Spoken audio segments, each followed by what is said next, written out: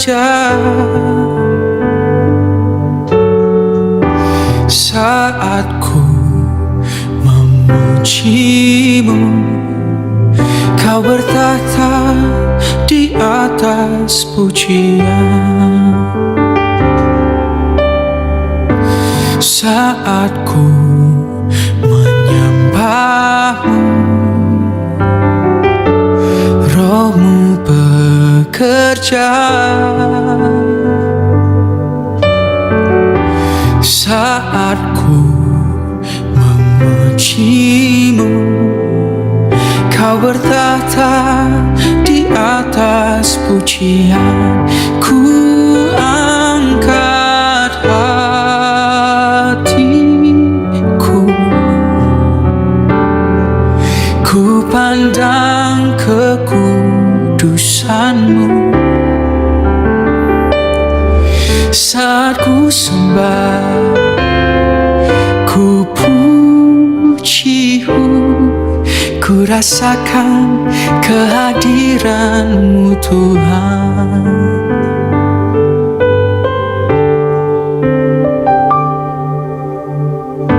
Saat ku menyembah-Mu, roh-Mu bekerja. Saat ku memujimu, kau bertata di atas pujian. Ku angkat hatiku, ku pandang kekudusan-Mu. Saat ku sembah, ku pujimu, ku rasakan kehadiran-Mu Tuhan. Ku angkat hatiku, ku pandang kekudusan-Mu.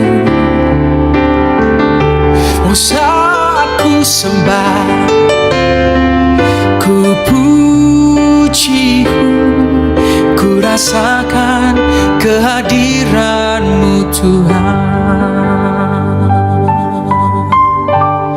Oh,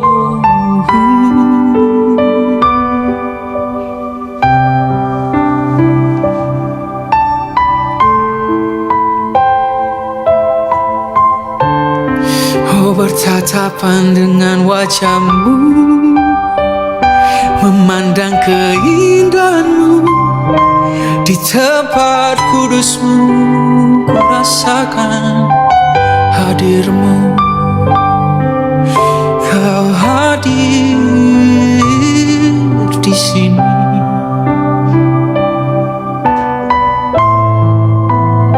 Oh, di ruang maha kudus-Mu, ku sembah Kau, ku sembah Kau.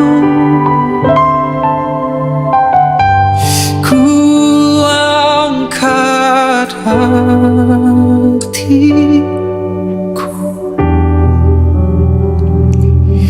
ku pandang keindahan-Mu. Saat ku menatap-Mu, Kau tersenyum, ku rasakan besarnya kasih-Mu. Ku datang padamu dengan segala kelemahanku, dan ku tersungkur, ku bersyukur Kau selalu menerima diriku.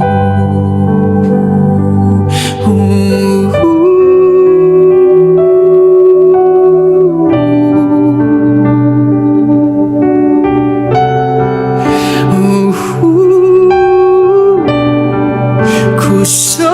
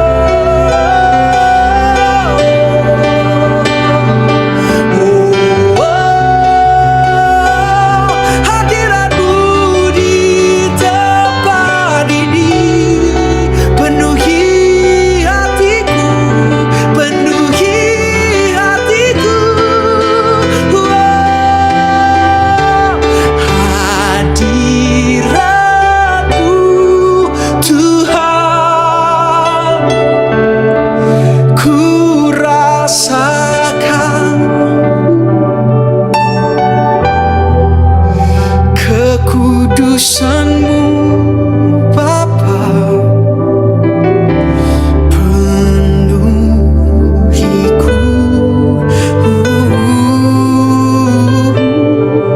Ku rindu selalu diam dalam bait-Mu, menikmati kasih anugerah-Mu.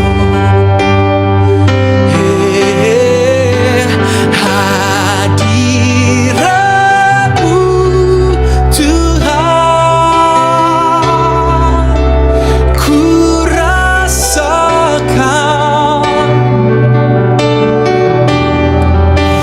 kekudusan-Mu Bapa, penuhiku. Saat Kau hadir, ku rindu selalu diam di dalam bait-Mu, menikmati kasih anugerah-Mu.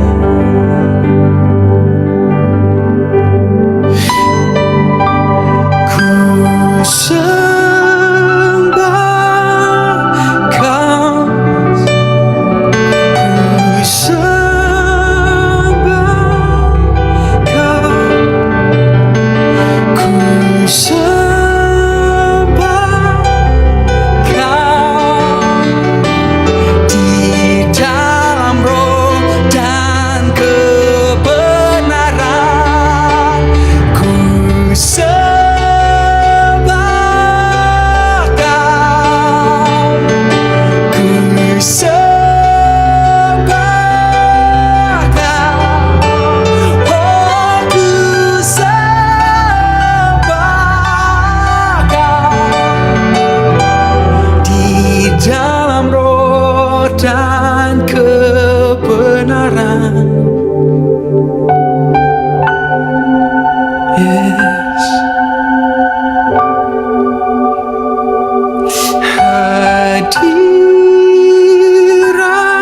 Hadirat-Mu,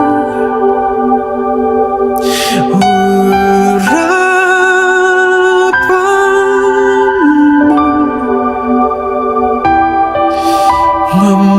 memenuhiku, memenuhiku, mengalirlah,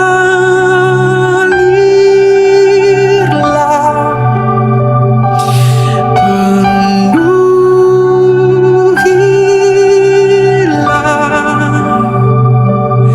urapilah.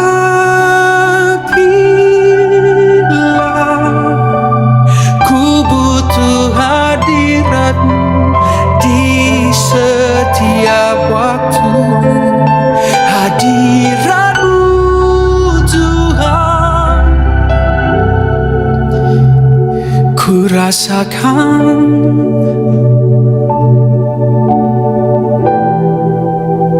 kekudusan-Mu Bapa, penuhiku, penuhiku. Ku rindu selalu diam di dalam bait-Mu, menikmati kasih anugerah-Mu.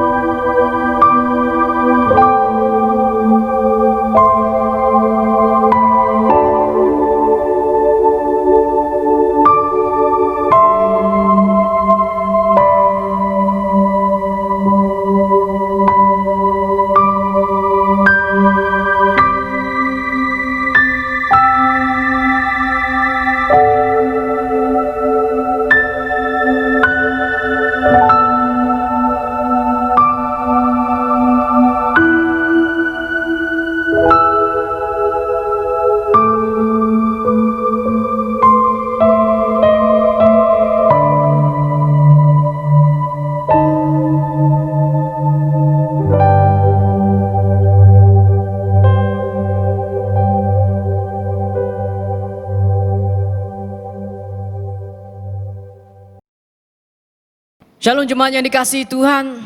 Kita sangat bersyukur pada pagi hari ini kita dapat berkumpul sekali lagi melalui ibadah secara atas talian. Jemaat Tuhan, Tuhan beserta kamu dan beserta kamu juga. Saya gembira bila mereka berkata kepada saya, marilah kita pergi ke rumah Tuhan. hai, marilah kita menyanyi kepada Tuhan.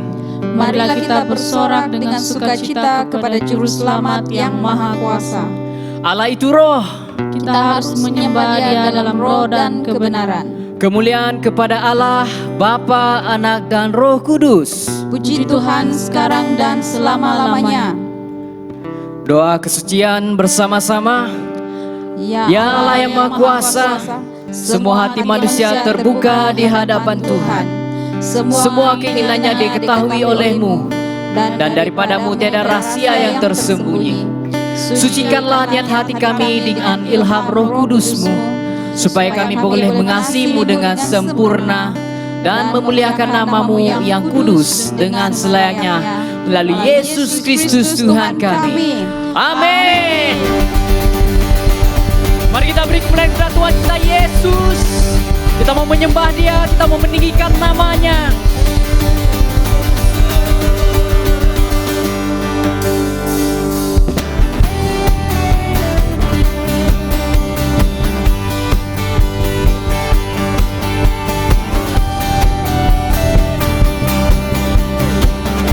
Katakan dari pulau dan benua. Dari pulau dan benua terdengar selalu terus lagu pujian semua bagi nama. Sekali lagi dari pulau. Dari pulau dan benua terdengar selalu terus lagu pujian semua bagi nama penebus. Gloria,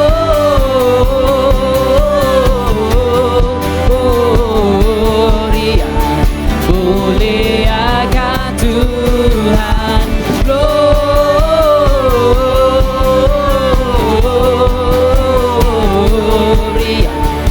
muliakan Tuhan.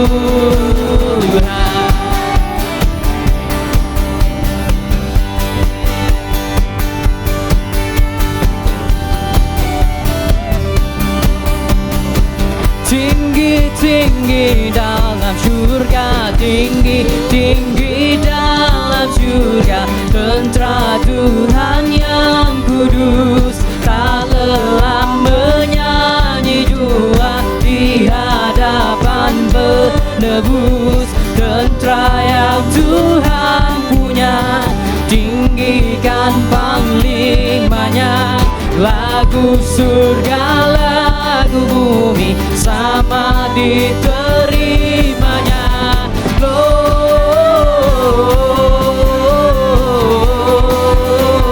Gloria, muliakan Tuhan.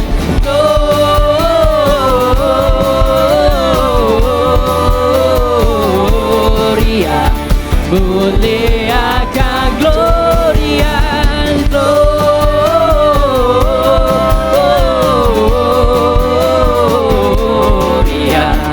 Muliakan Tuhan.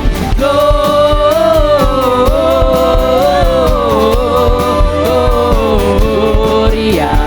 muliakan Tuhan. Muliakan Tuhan. Muliakan Tuhan.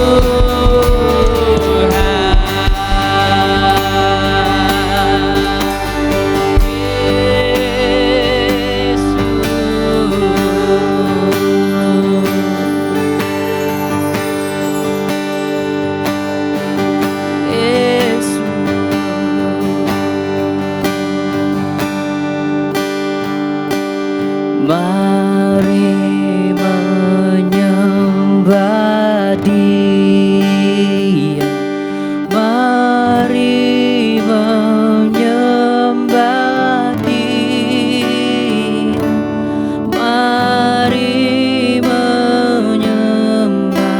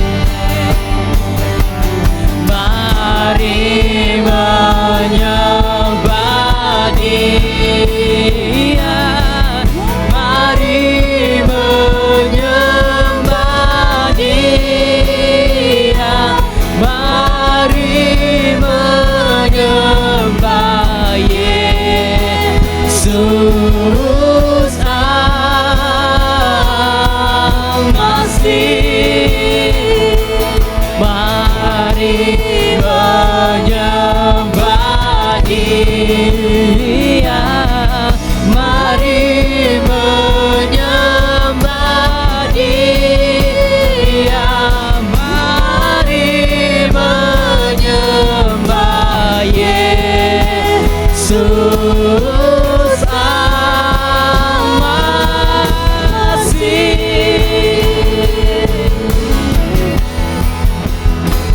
Kau Allah yang besar, ajaib dan mulia.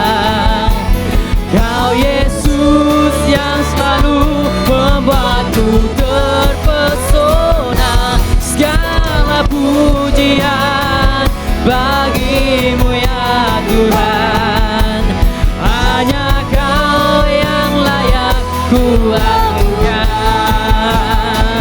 Kau Allah yang besar, ajaib dan mulia. Kau Yesus yang selalu membuatku terpesona. Segala pujian bagimu ya Tuhan. Hanya Kau yang layak ku agungkan. Oh, Kau Allah yang besar, ajaib dan mulia. Kau Yesus yang selalu membuatku terpesona. Segala pujian bagimu ya Tuhan. Hanya Kau yang layak ku agungkan.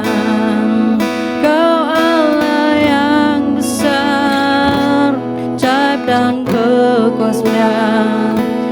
Kau Yesus yang selalu membuatku terpesona. Segala pujian bagimu ya Tuhan. Hanya Kau yang layak ku agungkan. Hanya Kau yang layak ku agungkan. Hanya Kau yang layak ku agungkan.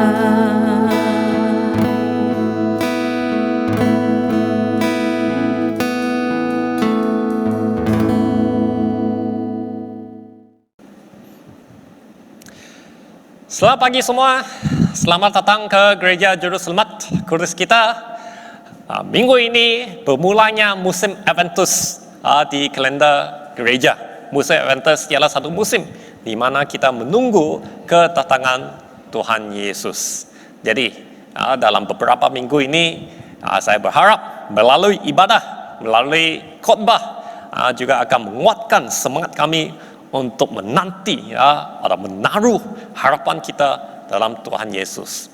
Jadi untuk pagi ini kami ada beberapa pengumuman untuk kita perhatikan. Jadi yang pertama itu ialah minggu ini, minggu terakhir, bermaksud kita ada perjamuan suci. Jadi sila sediakan roti dan air anggur di rumahmu, supaya selepas khotbah ini kita akan bersama-sama kita merayakan perjamuan suci ini. Yang kedua ialah dalam minggu terakhir ini, bulan November, juga minggu terakhir untuk misi, bulan misi. Jadi minggu ini saya ingin fokuskan misi tempatan. Kita ada misi ke luar negara, kita ada misi ke pendalaman. Kadang-kadang kita terlupa ada misi tempatan juga. Apa itu misi tempatan? Misi tempatan ialah misi yang kita boleh lihat di sekeliling kita. Jadi dalam musim ini saya ingin fokus dalam fokus untuk membantu keluarga-keluarga yang terjejas akibat penyakit COVID ini. Sebenarnya sepanjang tahun sejak dari Mac, gereja juga telah memberi panduan kepada pelbagai keluarga Saya rasa sudah 3 kali 2 kali di Labuan, 1 kali di Sok, dan perbelanjaan kita juga telah lebih kurang, kalau saya tidak silap lebih kurang 15,000 sudah. Jadi dalam masa ini juga saya sendiri senantiasa juga membantu keluarga-keluarga yang dibagi tahu. Jadi kalau antara jemaah ataupun kamu mengenal sesiapa yang menginginkan keperluan bantuan makanan asas ini, bolehlah umum kepada pastor kita, staf kita, supaya kita boleh lakukan. Jadi inilah misi tempatan yang kami akan tumbuhkan perhatian untuk musim ini. Jadi kita ingin kumpulkan dana lagi untuk membantu mereka yang terjejas. Nah, selain itu ada satu kumpulan lagi untuk kita memberi semangat, ialah kumpulan semua frontliners, mereka yang kerja di hospital, sebab mereka telah menaruh usaha 100% usaha mereka sejak tahun baru ini sampai hari ini. Jadi gereja juga ada sekali kita hantarkan makanan, minum, kopi kah, Milo kah, kepada hospital, sedikit sebanyak, untuk memberi sokongan moral lah. Jadi kita juga akan menggunakan misi dana ini untuk mendorong mereka yang bekerja keras di dalam hospital ini. Jadi dalam pemberianmu, sila nyatakan dana misi, supaya kita boleh menggunakan semua dana ini yang untuk keperluan misi tempatan di sini. Itu poin yang kedua. Yang terakhir juga, saya tahu minggu ini minggu terakhir sudah. Minggu depan kita masuk bulan Disember di mana kita ialah perayaan Christmas. Jadi ada berita baik. Gereja juga ada telah order item-item barang-barang yang baru, yang kita boleh beli sebagai hadiah untuk keluarga ataupun kawan. Jadi dalam resource center gereja, dalam bulan Disember, hari bulan 2 sampai ke 20, kita akan bukakan satu gerai di Hosanna Hall untuk menjual semua alat-alat semua ini, hadiah-hadiah semua ini, supaya sekurang-kurangnya dalam musim Christmas ini ada hadiah untuk diterima lah. Jadi saya nak katakan, kalau kita ada, boleh sudilah datang ke gereja dari jam 10 pagi sampai ke 2 petang. Dan saya rasa selepas video ini, pengumuman, ada gambar-gambar yang akan ditunjukkan apa yang kami ada, supaya kamu boleh datang untuk beli. Jadi itu saja untuk pengumuman pada pagi ini. Mari kita terus berdoa untuk pekerja-pekerja di hospital, doktor dan juga jururawat semua, supaya mereka dalam musim ini sampai mau pengakhir, mari kita doakan untuk mereka, kuatkan semangat mereka, supaya mereka teruskan semangat usaha mereka untuk menentang wabak penyakit ini, pandemik wabak ini. Mari kita berdoa. Bapa kami syurga, pertama kita mau bersyukur atas keadaan di Labuan yang semakin baik, di mana kita melihat penjangkitan itu telah dikawal dengan baik, penyembuhan juga telah meningkat. Kami bersyukur atas situasi yang telah dikawal di Labuan. Jadi kami mau berdoa untuk bagi mereka yang kerja di hospital, para dokter, jururawat, mereka yang terlibat dalam pasukan ini, biarlah Tuhan kamu sendiri yang meningkatkan, menguatkan semangat mereka supaya mereka terus berusaha untuk menentang wabak COVID ini. Tuhan, kurniakan karunia-Mu, kurniakan kekuatan-Mu kepada mereka supaya mereka terus bertahan, terus melayani dalam kerja mereka untuk mengawal situasi di Labuan di sini. Tuhan, kami bersyukur dan kami doa semua ini dalam nama Tuhan Yesus. Amin. Mari kita sediakan hati kami untuk mendengar firman Tuhan. Pembacaan pertama diambil dari Yesaya 40 ayat 25 hingga 31. Yesaya 40 ayat 25 hingga 31. Dengan siapa hendak kamu samakan aku? Seakan-akan aku seperti dia? Firman yang Maha Kudus. Arahkanlah matamu ke langit dan lihatlah, siapa yang menciptakan semua bintang itu dan menyuruh segenap tentera mereka keluar, sambil memanggil nama mereka sekaliannya, satu pun tiada yang tak hadir, oleh sebab Ia Maha Kuasa dan Maha Kuat. Mengapakah engkau berkata demikian, hai Yakub, dan berkata begini, hai Israel? Hidupku tersembunyi dari Tuhan, dan hakku tiada diperhatikan Allahku. Tidakkah kau tahu, dan tidakkah kau dengar? Tuhan ialah Allah kekal, yang mencipta bumi dari ujung ke ujung. Ia tidak menjadi lelah dan tidak menjadi lesu. Tidak terduga pengertiannya. Dia memberi kekuatan kepada yang lelah dan menambah semangat kepada yang tiada berdaya. Orang-orang muda menjadi lelah dan lesu, dan teruna-teruna jatuh tersandung. Tetapi orang-orang yang menanti-nantikan Tuhan mendapat kekuatan baru. Mereka seumpama Raja Wali yang naik terbang dengan kekuatan sayapnya. Mereka berlari dan tidak menjadi lesu. Mereka berjalan dan tidak menjadi lelah.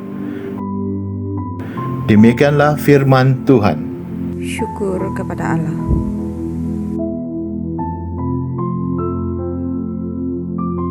Injil Kudus daripada Tuhan kita Yesus Kristus menurut Markus pasal 13 ayat 24 hingga 37. Kemuliaan kepadamu Tuhan Yesus. Markus pasal 13 ayat 24 hingga 37.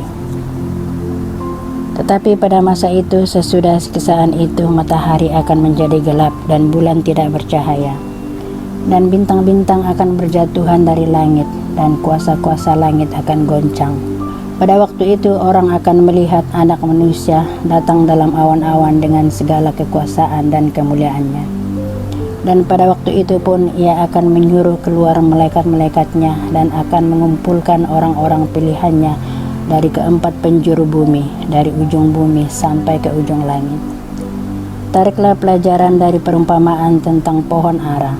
Apabila ranting-rantingnya melembut dan mulai bertunas, kamu tahu bahwa musim panas sudah dekat.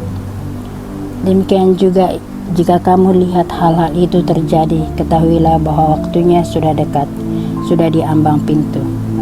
Aku berkata kepadamu, sesungguhnya angkatan ini tidak akan berlalu sebelum semuanya itu terjadi. Langit dan bumi akan berlalu, tetapi perkataanku tidak akan berlalu. Tetapi tentang hari atau saat itu tidak seorang pun yang tahu, malaikat-malaikat di sorga tidak, dan anak pun tidak, hanya Bapa saja. Hati-hatilah dan berjaga-jagalah, sebab kamu tidak tahu bila manakah waktunya tiba. Dan halnya sama seperti seorang yang berpergian, yang meninggalkan rumahnya dan menyerahkan tanggung jawab kepada hamba-hambanya, masing-masing dengan tugasnya, dan memerintahkan penunggu pintu supaya berjaga-jaga. Karena itu berjaga-jagalah, sebab kamu tidak tahu bila manakah tuan rumah itu pulang, menjelang malam, atau tengah malam, atau larut malam, atau pagi-pagi buta. Supaya kalau ia tiba-tiba datang, jangan kamu didapatinya sedang tidur. Apa yang kukatakan kepada kamu, kukatakan kepada semua orang, berjaga-jagalah. Demikianlah Injil Kristus. Terpujilah Tuhan Yesus. Selamat pagi kepada Anda semua di mana saja Anda berada pada hari ini. Mari kita berdoa sebelum kita masuk ke dalam penyampaian firman Tuhan pada pagi hari ini. Bapa di surga, kami mengucap syukur kalau pada hari ini kami boleh menyembah Engkau, memuji Engkau, dan kami berdoa kiranya melalui pemberitaan atau penyampaian firman Tuhan kami boleh terus memuji Engkau melalui pendengaran kami. Oleh itu Tuhan, semoga kata-kata dan renunganku diterima oleh-Mu, ya Tuhan pelindung dan penebusku. Oleh itu Tuhan, berbicaralah dan hamba-Mu semua siap untuk mendengar. Dalam nama Yesus kami berdoa. Amin. Baik jemaat yang dikasihi Tuhan, dalam beberapa minggu ini kita akan masuk ke dalam musim yang disebut sebagai Minggu Advent. Advent berarti menantikan kedatangan ataupun satu penantian untuk menantikan kedatangan Yesus untuk kali yang kedua. Jadi musim Advent ini mengingatkan kita untuk bersedia untuk kedatangan Kristus.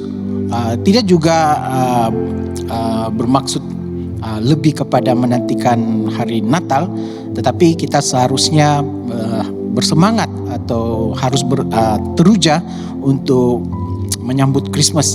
Saya tidak pasti berapa ramai di antara kita begitu bersemangat untuk menyambut Natal atau Christmas pada tahun ini. Istri saya tentunya seorang yang sangat bersemangat, penuh dengan keterujaan apabila hampir pada ujung tahun. Sebab waktu bulan Oktober lalu saya pulang ke rumah dan lihat ada sudah pokok Christmas ya. Jadi agak berbeza pokok Christmasnya sebab dia menggunakan tangga dan dia hias tangga itu, dan jadilah pokok Christmas kami. Nah, pada pagi hari ini kita akan melihat pengharapan yang Yesus berikan kepada kita semua dalam musim Adventus ini. Dan pengharapan adalah bertentangan atau di sebalik daripada perkataan putus asa. Putus asa adalah satu perkara yang mungkin kita rasa tidak akan berubah walaupun apa yang kita coba untuk lakukan. Dan keputusasaan adalah perkara yang nyata bagi setiap orang yang hidup di dunia yang sedang jatuh ini. Jadi apakah jenis ataupun apakah pengharapan yang sedang kita bicarakan di sini? Kita semua menginginkan atau membayangkan kehidupan satu dunia di mana banyak perkara yang mungkin bagi kita tidak mau ia terjadi. Kita mau sebuah dunia di mana pernikahan tidak akan gagal. Kita mau sebuah dunia di mana keluarga tidak pernah bertengkar. Kita mau sebuah dunia di mana pekerjaan selalu ada. Kita mau dunia yang mana semua bil-bil kita dibayar. Kita mau sebuah dunia di mana kita mempunyai teman-teman yang setia atau setia kawan. Kita mau di mana dunia ini dipenuhi oleh orang-orang Kristen yang sentiasa mengasihi. Kita mau dunia yang tidak mempunyai masalah tentang suku ataupun kaum. Kita mau sebuah dunia di mana setiap orang dapat diterima. Dunia di mana kita boleh hidup rukun dan aman. Kita juga mau sebuah dunia di mana orang-orang yang kita kasihi tidak akan menderita ataupun mati. Kita juga mau dunia di mana mungkin tidak ada orang yang pendek atau kerdil. Semua sama saja. Dunia di mana setiap orang mempunyai nilai dan juga kehormatan. Kita mau sebuah dunia di mana tidak akan pergi berperang. Dunia di mana kanak-kanak dan para wanita dilindungi daripada penderaan. Dan tentu sekali kita mau sebuah dunia di mana tidak ada pandemik dan senarai ini boleh berterusan. Jadi pengharapan Advent ini adalah sama seperti kita memberikan respon kepada satu malapetaka ataupun situasi yang sukar ataupun di mana orang sedang berputus asa dan mengharapkan pertolongan. Sekali lagi, Adventus bermaksud menantikan kedatangan. Kita sedang menantikan kedatangan seorang yang mana seorang ini akan membawa pengharapan, khususnya di tengah-tengah kesukaran dan juga keputusasaan. Sebab itulah mengapa apabila orang-orang Israel berada di dalam pembuangan, Nabi Yesaya mengikhtiarkan kepada orang-orang di pembuangan ini di dalam Yesaya pasal 40 ayat 1, hiburkanlah umatku, demikianlah firman Tuhan. Nah, sebagai latar belakang daripada pasal 40, Yesaya memberikan kita konteks yang berbeza daripada Yesaya bab yang pertama hingga bab yang ke-39. Yesaya dalam bab pertama hingga bab yang ke-39 berbicara mengenai penghakiman kepada orang-orang Israel. Tetapi dalam pasal yang ke-40 ini merupakan satu pengenalan kepada latar belakang yang berbeza di dalam buku Yesaya apabila ia banyak berbicara mengenai janji-janji Allah setelah pembuangan mereka, apabila mereka kembali daripada pembuangan. Jadi mereka sebenarnya sedang berada di dalam pembuangan di Babel. Jadi Yesaya sedang memberikan nasihat atau memberikan ucapan kepada orang-orang Israel yang sedang meratapi kehilangan tanah air mereka dan juga tempat sembahyang mereka di Yerusalem. Ini adalah kerana mereka telah dibawa ke pembuangan, dan sebab itu mereka meragukan sama ada Allah akan berupaya menolong mereka. Dan semasa zaman dahulu, khususnya pada zaman pembuangan ini atau sebelum pembuangan ini, apabila sesebuah negara atau musuh boleh menawan sebuah negara yang lain, ini berarti Allah atau Tuhan daripada musuh itu ada lebih berkuasa atau lebih kuat. Jadi di dalam perkara ini orang-orang Israel telah meragukan Allah kerana mereka telah ditawan oleh Babel, dan kemudian mereka berfikir bahwa Allah orang-orang Babel ini lebih berkuasa atau lebih kuat daripada Allah Yahweh yang mereka sembah. Nah, di dalam situasi tidak ada pengharapan ataupun berputus asa ini, perkataan ini datang kepada orang-orang Israel yang begitu sungguh-sungguh mengharapkan pertolongan daripada Tuhan. Dan apa yang disebutkan oleh Yesaya ini merupakan satu pengisytiharan bahwa apa yang mereka harapkan, apa yang sedang mereka lalui pada masa itu tidaklah akan berterusan. Maka bahwa mereka tidak akan selama-lamanya berada di tempat penawanan ataupun tempat pembuangan mereka. Pada masa ini, di hujung daripada kehidupan Nabi Yesaya ini, dia mencari tanda-tanda akan datangnya seorang Mesias atau penyelamat bagi orang-orang Israel. Sebab itulah Yesaya memberikan kata-kata jaminan, satu message penghiburan kepada orang-orang yang berada di dalam pembuangan. Yesaya memberikan jaminan bahwa Allah akan membebaskan mereka daripada pembuangan.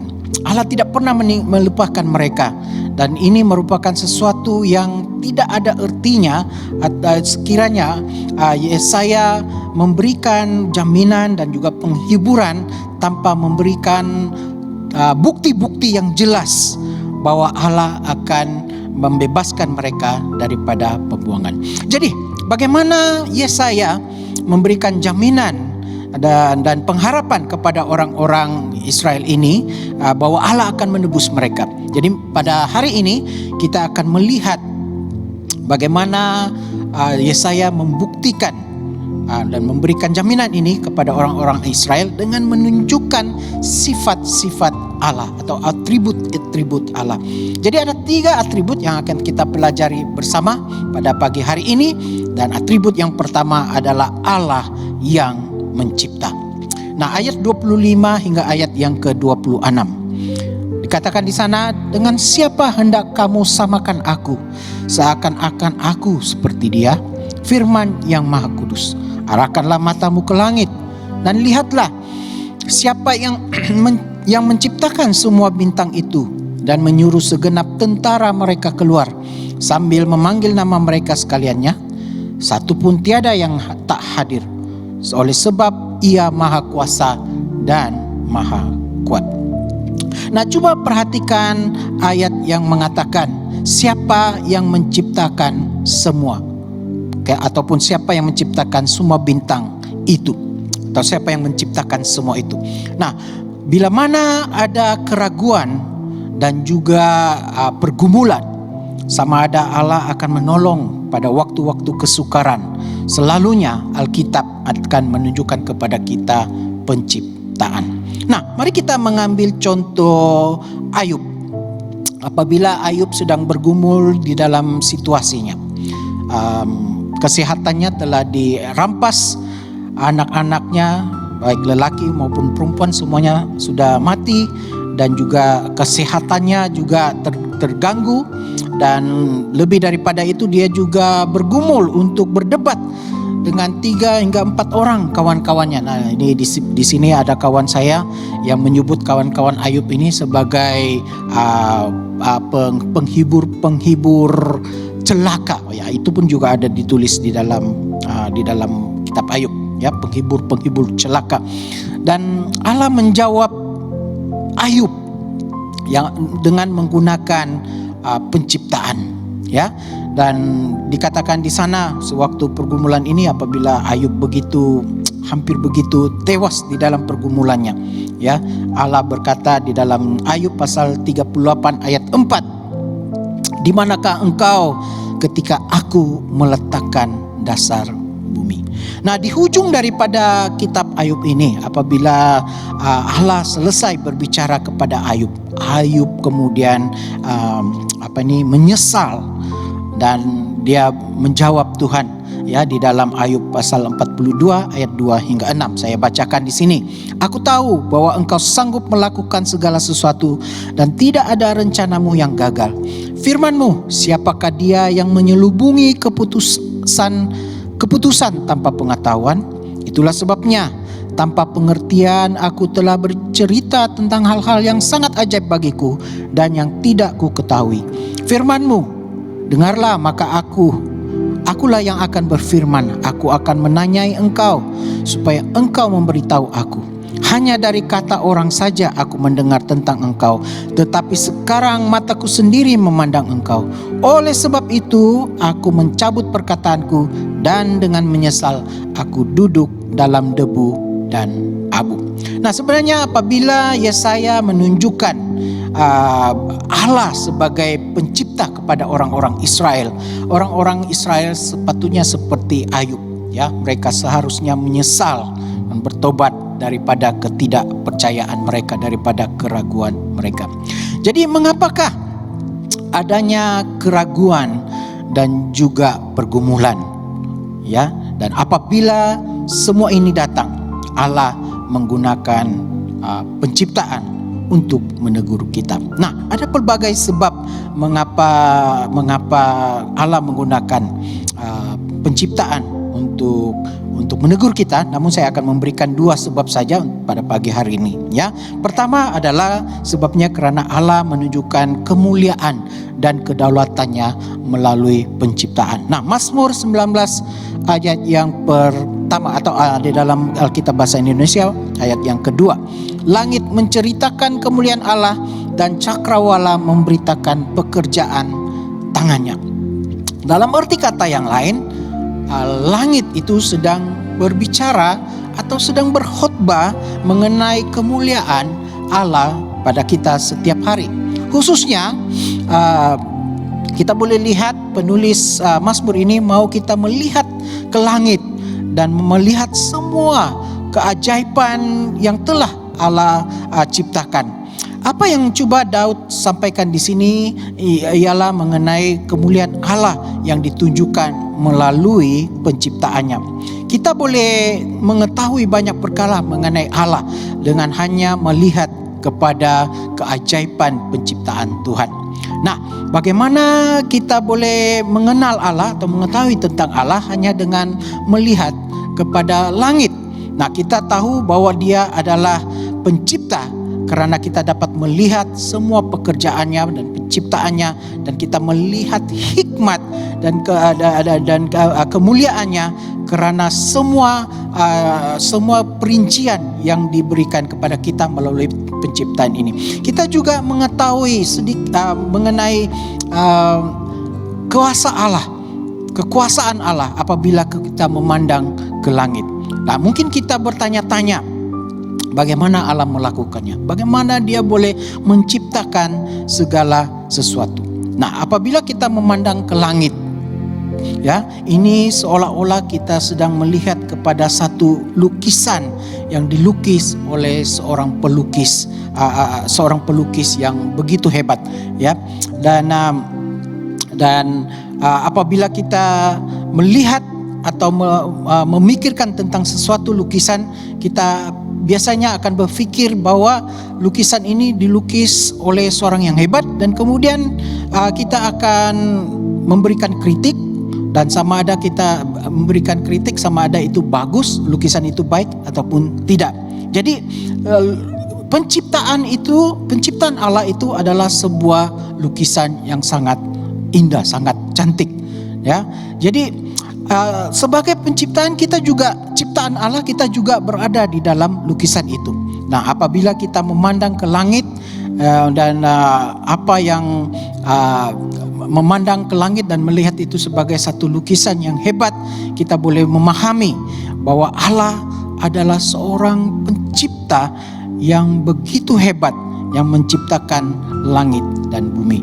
Dan sebagai seorang yang dicipta oleh Allah, kita memiliki satu tanggung jawab bahwa apabila kita memandang kepada lukisan-lukisan atau memandang kepada ciptaan-ciptaan ini, apabila kita mulai untuk meragukan semua ini, maka kita sebenarnya menipu diri kita sendiri. Jadi apabila kita memandang kepada ciptaan ini, atau memandang ke langit dan memandang semua ciptaan ini, kita sebenarnya melihat kekuasaan dan kedaulatan Tuhan.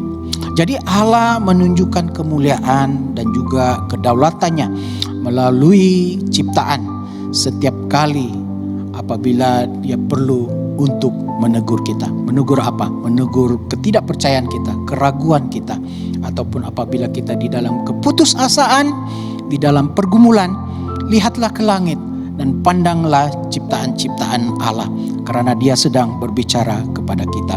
Yang kedua, mengapa Allah menggunakan penciptaan untuk menegur kita apabila adanya keraguan dan juga pergumulan?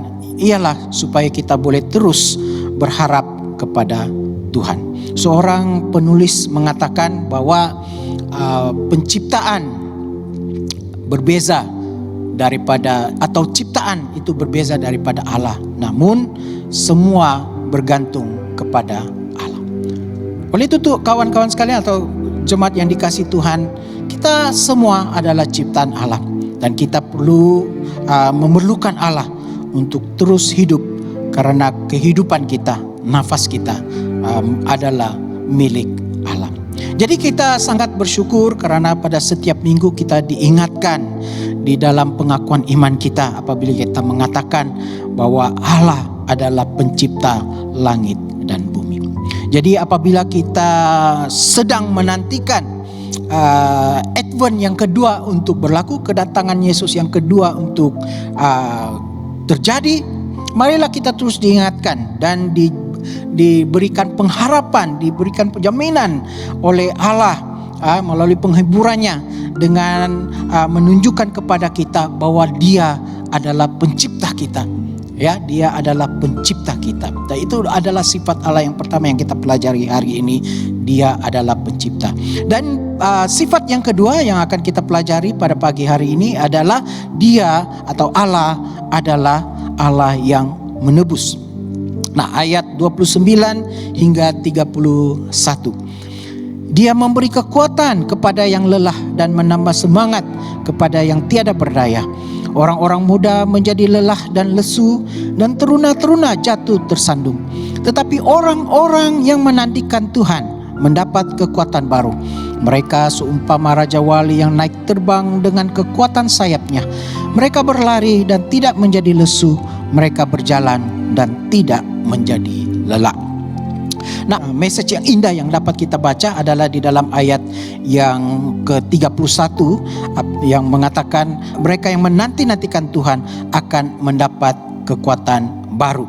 Jadi apabila kita berada di dalam kelemahan, seharusnya kita kembali kepada Tuhan, ya, bukannya mengharapkan kekuatan diri kita sendiri. Sebab dikatakan di sana ialah apabila kita berada dalam kelemahan, ya, orang yang menanti-nantikan Tuhan, kekuatan mereka akan dibaharui. Sebab itulah mengapa Allah mengatakan menjawab orang-orang Israel, khususnya apabila mereka mengatakan di dalam ayat yang ke-27, hidupku atau hidup kami tersembunyi dari Tuhan dan hakku tidak diperhatikan Allahku. Ya, jadi ini merupakan satu perkataan yang penuh dengan keputusasaan.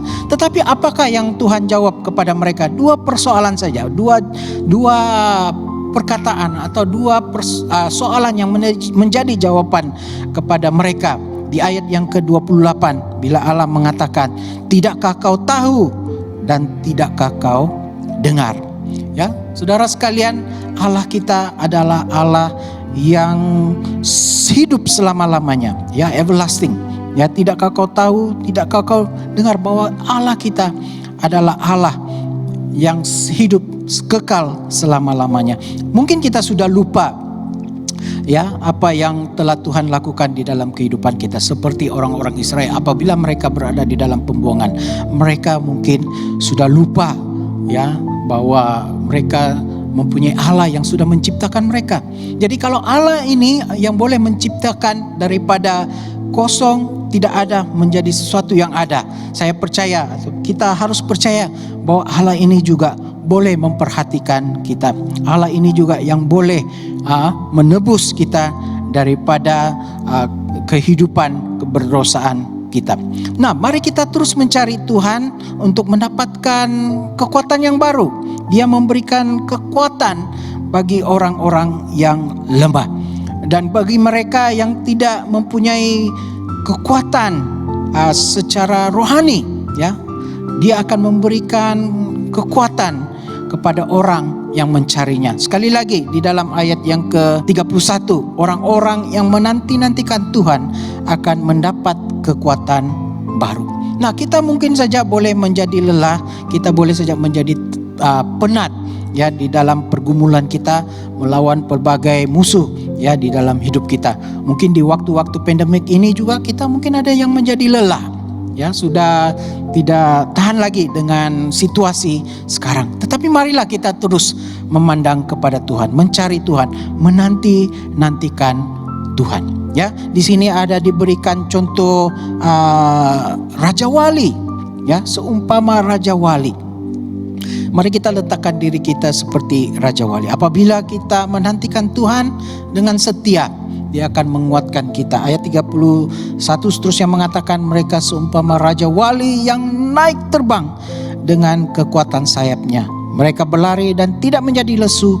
Mereka berjalan dan tidak menjadi lelah. Ya, benar, tidak ada di antara kita yang mungkin tidak akan lelah atau penat secara jasmani, pasti ada. Dan semua kita mengalami juga kelelahan secara rohani, ya, dan ada banyak tekanan-tekanan di dalam kehidupan yang membuatkan kita menjadi lelah dan lemah. Namun marilah kita terus memandang kepada Tuhan, menanti-nantikan Tuhan. Ya, sekali lagi ayat 28, tidakkah kau tahu, tidakkah kau pernah dengar? Ya, kita memiliki pengharapan di dalam Tuhan karena Dia yang menciptakan kita. Sekali lagi, tidakkah kau tahu, tidak pernahkah kamu dengar? Ya. Dan kawan-kawan sekalian, tidakkah kamu tahu, tidakkah kamu dengar bahwa Allah ini juga adalah Allah yang akan menebus kita. Ya, Dia menebus kita karena Dia adalah Allah yang kekal. Dia menciptakan daripada tidak ada kepada sesuatu yang ada. Allah kita tidak pernah lelah, tidak pernah penat. Pengertiannya tidak dapat kita fahami. Jadi sebagai orang-orang yang percaya kepada Tuhan, ada beberapa perkara yang menjadi satu keuntungan ya bagi orang-orang yang sudah ditebus di dalam Kristus. Ya, Allah yang menebus kita, memberikan kita sesuatu yang disebut sebagai satu keuntungan, ya mungkin keuntungan, ya boleh mungkin ada perkataan yang lain untuk keuntungan. Nah, mari saya baca beberapa perkara yang menjadi keuntungan kita apabila kita ditebus oleh Tuhan. Yang pertama, di dalam Wahyu pasal 5 disebutkan sebagai memiliki kehidupan kekal. Di dalam Efesus pasal 1 ayat 7 kita mendapat pengampunan dosa. Di dalam Roma pasal 5 kita hidup benar, saleh. Dan Galatia pasal 3 ayat 13 kita mendapat kebebasan daripada kutuk dosa. Galatia pasal 4 kita diterima di dalam keluarga Allah. Di dalam Kolose pasal 1 kita dibebaskan daripada hukum dosa. Dan Kolose pasal juga kita mendapat di dalam Kolose kita mendapat kedamaian bersama-sama Allah. Dan 1 Korintus pasal 6 Roh Kudus tinggal di dalam kita. Jadi untuk ditebus sebenarnya adalah berarti kita diampuni, kita hidup kudus, kita dibenarkan, kita bebas, kita diterima, dan kita telah dipulihkan. Jadi jika kita sudah dibebaskan, artinya kita sebenarnya dahulu pernah hidup di dalam perhambaan. Allah telah menebus kita dan memberikan pembebasan kepada kita. Kita tidak lagi dibawa kutuk dosa ataupun dibawa kutuk hukum Taurat. Ya, jadi Yesus telah membayar pembebasan kita daripada segala dosa-dosa dan juga akibat-akibatnya. Seperti apa yang ditulis di dalam Matius pasal 20 ayat 28. Bagaimana anak manusia datang bukan untuk dilayani, tetapi untuk melayani dan menjadi tebusan bagi banyak orang. Jadi kematian Yesus adalah untuk menukar kehidupan kita, ya, bukan saya menukar, sebagai ganti ganti nyawa kita. Sebenarnya Alkitab juga sangat jelas mengatakan mengenai penebusan yang mana ianya hanya dilakukan melalui darah dan hanya melalui darah Yesus, yaitu melalui kematiannya. Jadi kita meletakkan pengharapan kita di dalam Tuhan karena Allah ataupun Tuhan adalah penebus kita. Ya, sekali lagi saya bacakan ayat 29 hingga 31. Ia memberikan kekuatan kepada yang lelah dan menambah semangat kepada yang tiada berdaya. Orang-orang muda menjadi lelah dan lesu dan teruna-teruna jatuh tersandung. Tetapi orang-orang yang menanti-nantikan Tuhan mendapat kekuatan baru. Mereka seumpama Raja Wali yang naik terbang dengan kekuatan sayapnya. Mereka berlari dan tidak menjadi lesu. Mereka berjalan dan tidak menjadi lelah. Jadi kita meletakkan pengharapan kita kepada Tuhan karena Dia adalah pencipta kita. Dia adalah penebus kita. Dan yang ketiga, atribut yang kita boleh pelajari daripada Tuhan pada hari ini ialah Dia adalah pemberi harapan kepada kita. Nah, Titus pasal 2 ayat 11 dan 13. Karena kasih karunia Allah yang menyelamatkan semua manusia sudah nyata, dengan ayat 13, dengan menantikan penggenapan pengharapan kita yang penuh bahagia dan penyataan kemuliaan Allah yang maha besar dan juru selamat kita Yesus Kristus. Saya ingin baca daripada terjemahan yang lain, Alkitab versi Borneo ayat 13 khususnya. Kita sedang menunggu hari yang penuh berkat yang kita harapkan ketika kemuliaan Allah maha besar dan Yesus Kristus penyelamat kita akan terselah. Jadi Titus ayat yang kedua, pasal kedua ayat 13 yang saya bacakan tadi menunjukkan kepada kita kita menantikan hari berkat atau penuh berkat yang kita harapkan, dan ini adalah satu pengharapan yang penuh dengan berkat. Kita masih menantikan untuk pengharapan ini, pengharapan berkat ini, ataupun hari disebut sebagai apa yang jelas appearing, kemunculan, bukan saja kemunculan tapi kedatangan, kehadiran. Dan ini ada satu musim di gereja kita disebut sebagai Epifani, yang mana akan kita rayakan selepas ataupun kita masuk selepas Christmas. Jadi kita masih menantikan kedatangan Yesus untuk kali yang kedua. Tapi sementara kita menantikan kedatangan Yesus untuk kali kedua ini, adakah kita masih ingat apa yang berlaku pada Advent yang pertama? Adakah kita ingat mengenai kelahiran Yesus? Sekali lagi, tidakkah kau tahu? Tidakkah kau dengar mengenai kelahirannya?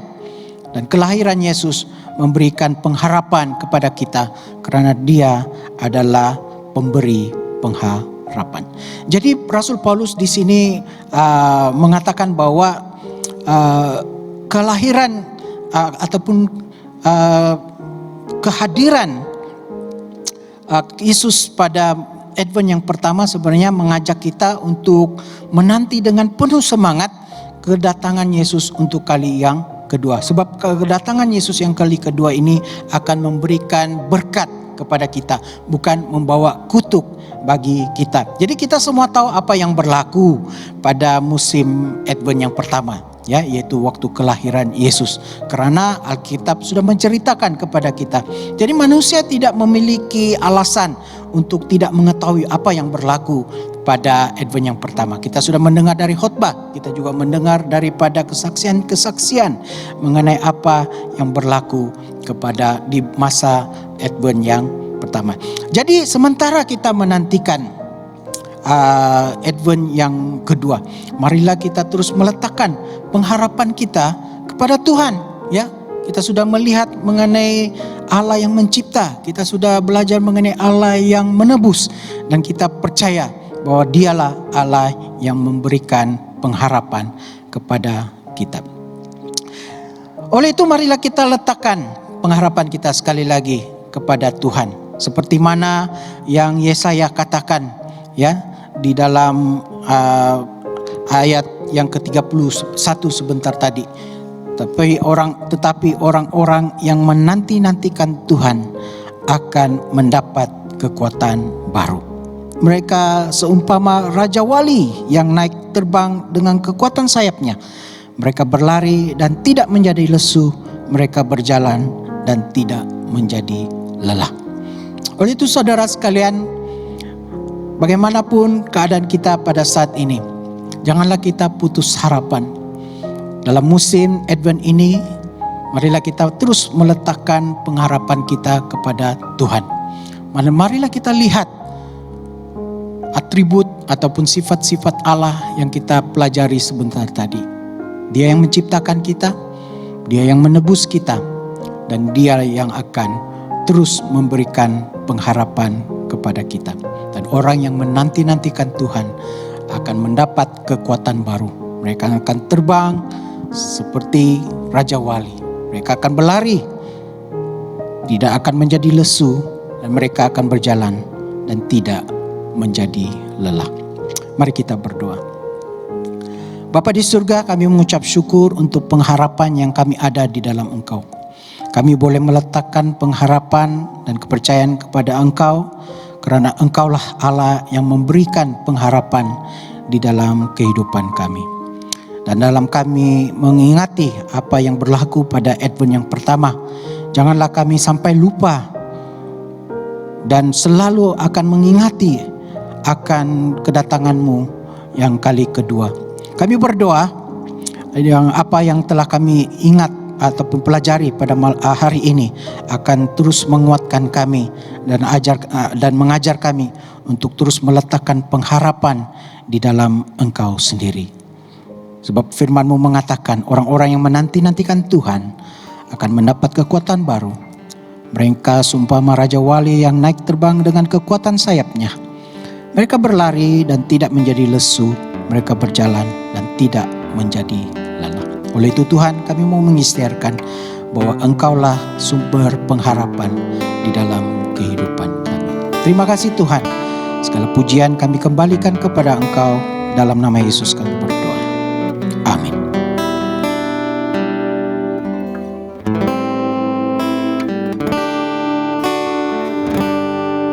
Ku pandang wajah-Mu dan berseru, pertolonganku datang dari-Mu. Peganglah tanganku, jangan lepaskan. Kaulah harapan dalam hidupku.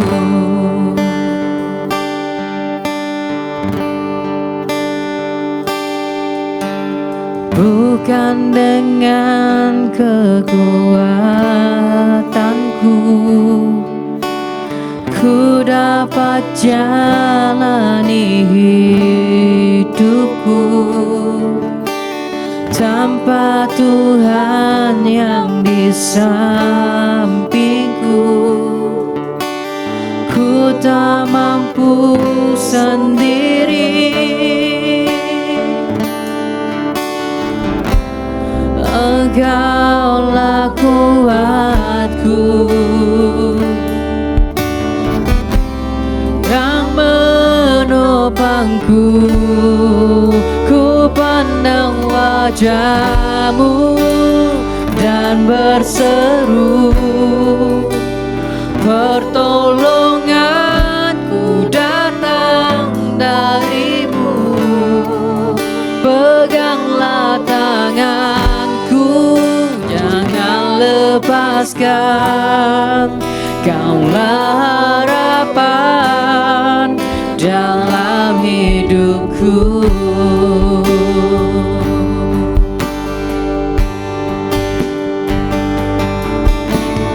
Bukan dengan kekuatanku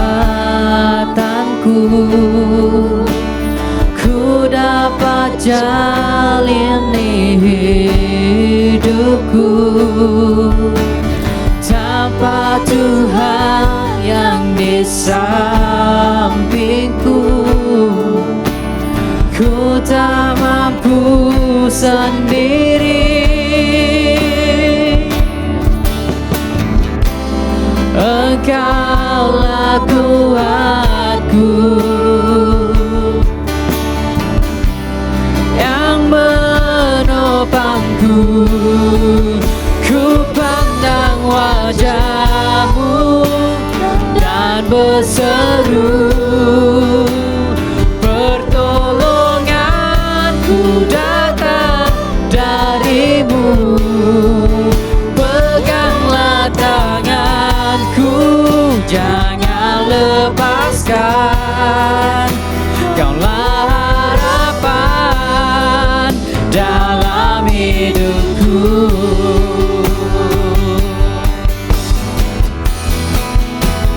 Pandang wajah-Mu dan berseru, pertolonganku datang dari-Mu. Peganglah tanganku, jangan lepaskan. Kaulah harapan dalam hidupku. Kaulah harapan dalam hidupku. Kaulah harapan dalam hidupku.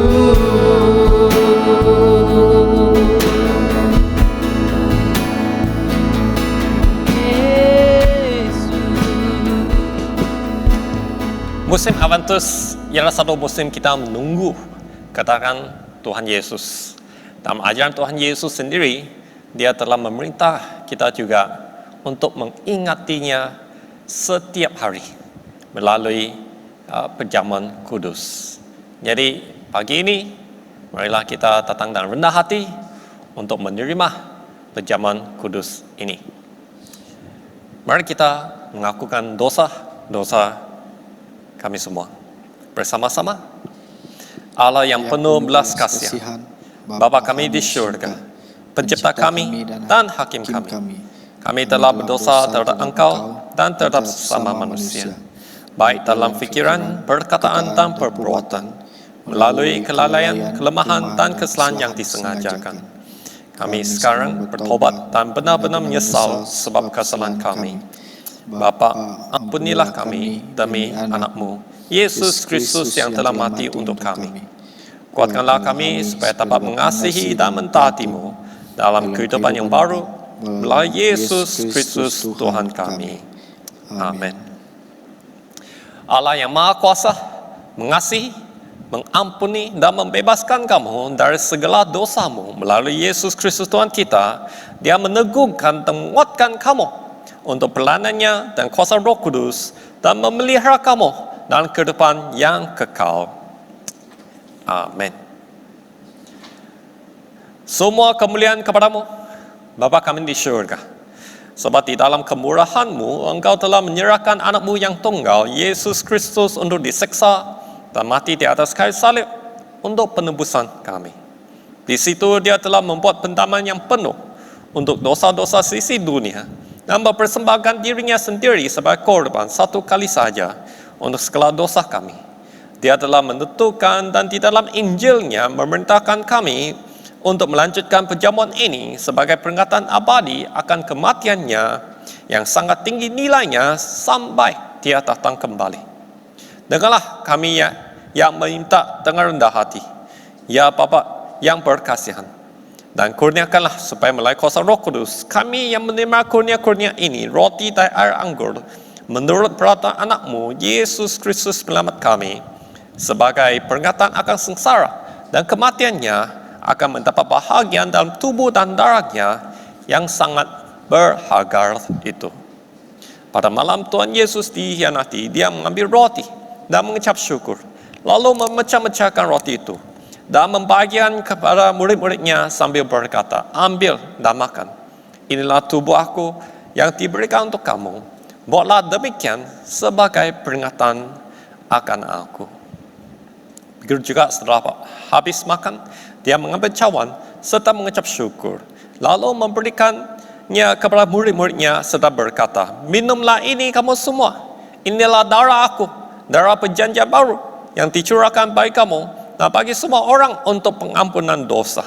Buatlah demikian setiap kali kamu melakukannya sebagai peringatan akan Aku."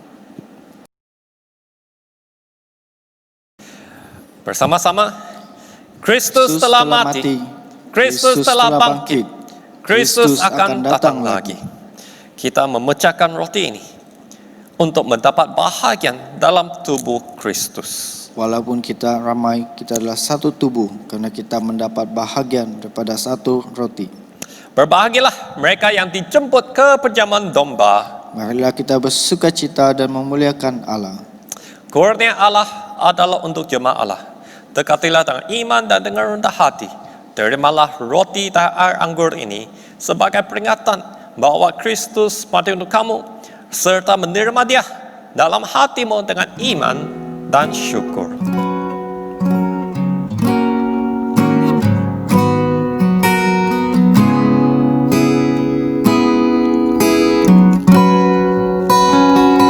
Dalam Kristus percaya ada kemuliaan di balik salibmu. Kan aku nyatakan kemenangan darimu, kekuatanku, harapanku dalam Kristus. Ku percaya ada kemuliaan di balik salibmu. Kan aku nyatakan kemenangan darimu, kekuatan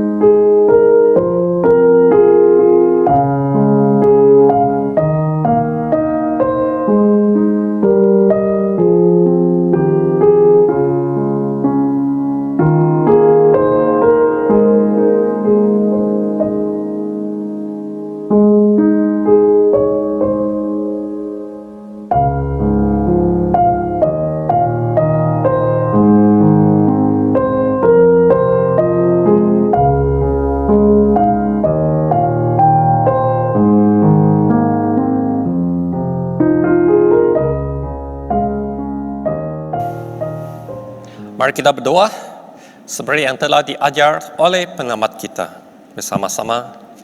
Bapa kami di syurga, dikuduskanlah namamu, datanglah kerajaanmu, jadilah kehendak-Mu di bumi seperti di syurga. Berikanlah kami pada hari ini makanan kami sehari-hari. Ampunilah kami akan dosa-dosa kami, seperti kami juga mengampuni orang bersalah kepada kami. Janganlah membawa kami ke dalam pencobaan, tapi lepaskanlah kami dari orang jahat. Karena Engkau-Lah yang punya kerajaan, kuasa dan kemuliaan, sekarang dan selama-lamanya. Amin. Kita bersyukur.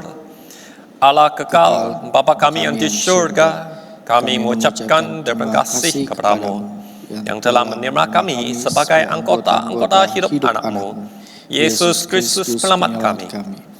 Kami mengucapkan terima kasih kepada-Mu yang telah memberikan kami makanan rohani di dalam sakramen tubuh dan darah-Nya. Sekarang utuskanlah kami ke dalam dunia dengan damai, dan kurniakanlah kami kekuatan dan kedudukan hati untuk mengasihi dan melayani Engkau dengan sukacita dan hati yang ikhlas. Amin.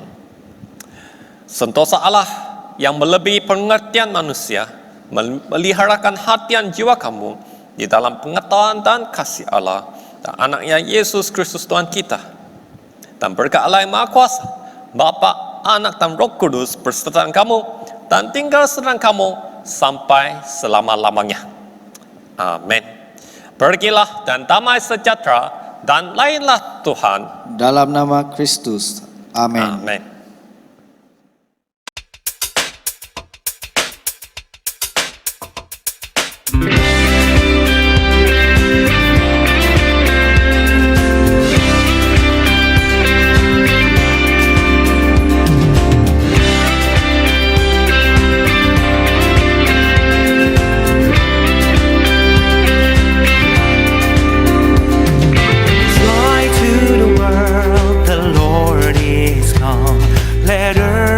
Receive her King. Let every heart prepare Him room. And heaven and nature sing. And heaven and nature sing. And heaven and nature sing.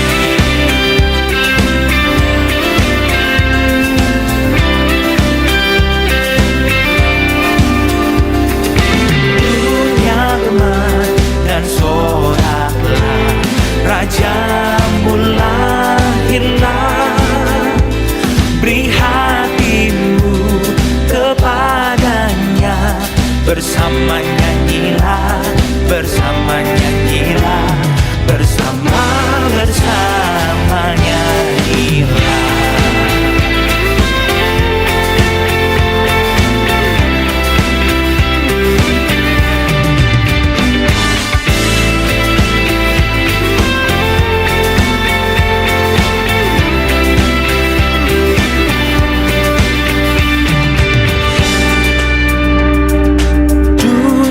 Gemar dan nyanyilah, Tuhanmu bertahta.